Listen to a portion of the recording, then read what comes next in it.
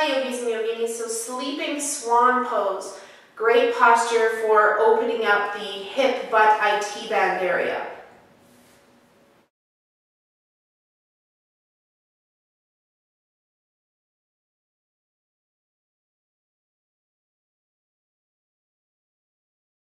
Arms on.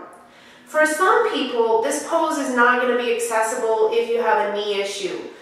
There's a way to modify a little bit for the knee, which I'll show you, but if this bothers your knee, then just skip this pose completely. So,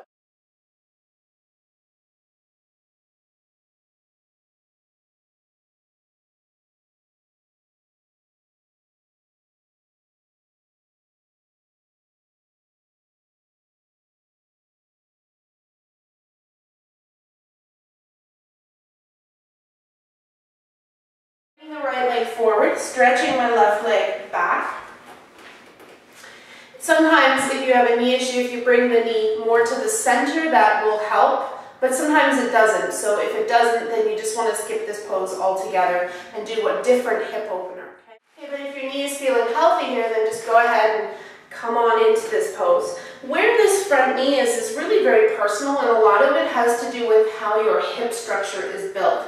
So it doesn't have to be as far out as mine, it could be more towards the center. Also, some people start to bring this foot more towards 90 degrees or to 90 degrees in order to feel the stretch here. And again, this is a personal thing. It depends largely on how your hips are built.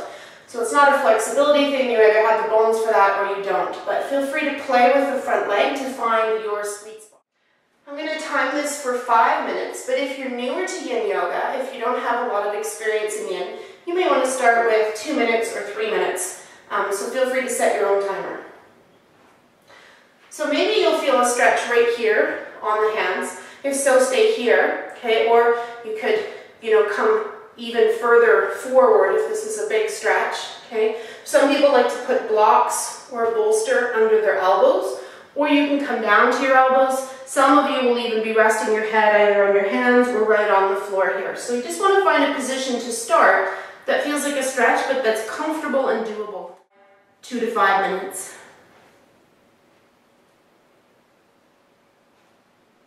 With your back leg, you can either keep the toe curled under or you can point the toes back. Again, that's personal preference, so you can choose.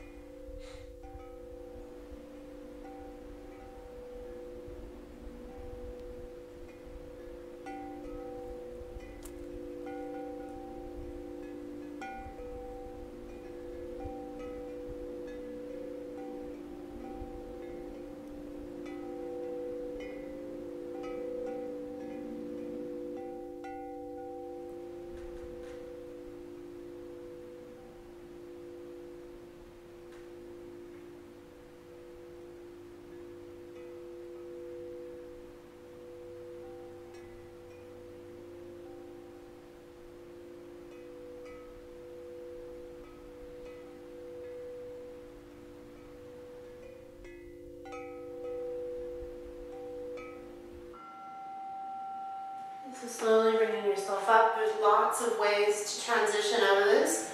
You could just kind of lean into your one hip and bring the back leg forward, which is what I'm going to do. Or you could take downward dog and pedal your feet if you'd like. You could come into child's pose, whatever feels right for you, but I'm just going to stretch. And so just taking a minute here just to counter pose and to wake up the small joints like the ankle and the knees. I'm just going to move around a little bit here with my foot and my ankle. Once that feels like it's done what it needs to do, I'm just going to take a couple of moments in stillness before moving on to the other side.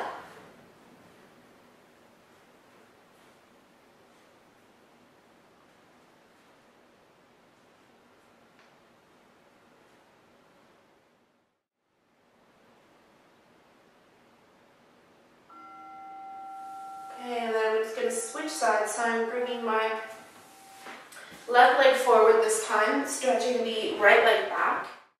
Okay, so you could come up onto your hands here and stay here if this is a stretch for you. Or you could tuck your, put your elbows on some support, whether it be a bolster or some blocks. Or you can come all the way down to resting on the elbows or even resting the forehead on the earth. And again, the angle of this front leg is going to be personal. For some people, it might be the knee more to the center, it might be the foot coming out more, so you want to find a spot for you that feels good. Everyone's going to be different there. I'm setting this for 5 minutes, but if you are new to yin, you may want to start with 2 or 3 minutes and then work your way up to 5. So feel free to set your own timer. So just folding into this to whatever degree you can to feel a stretch through the hip, butt, IT bend. Any little stretch that you get in the hip flexors of the back leg is on the house.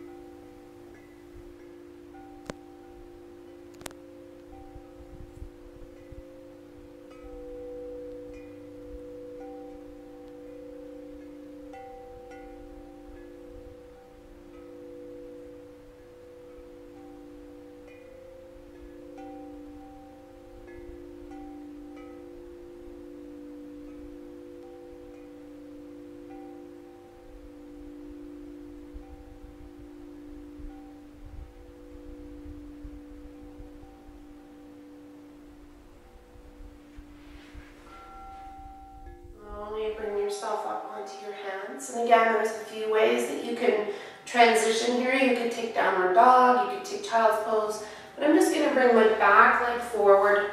And again, I'm going to stretch both legs out straight.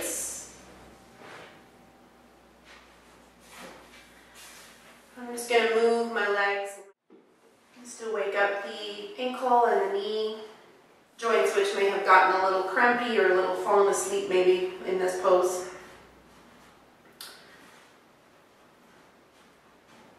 Just for about a minute, taking a rest here before you move on to any other yin poses that you're doing. So I hope that you found that helpful. So that was sleeping swan, great posture for the hip, butt, IT band area, and also for some of us, we get a little work in the hip flexor of the back leg. If you liked this video, take a moment to like it and share it with your friends. Also, don't forget to subscribe to my YouTube channel. And if you want more videos, more in-depth videos, longer sequences, and videos that I only share with my email list, then hop on over to nickdanu.com and jump onto the email list. Thank you. Namaste.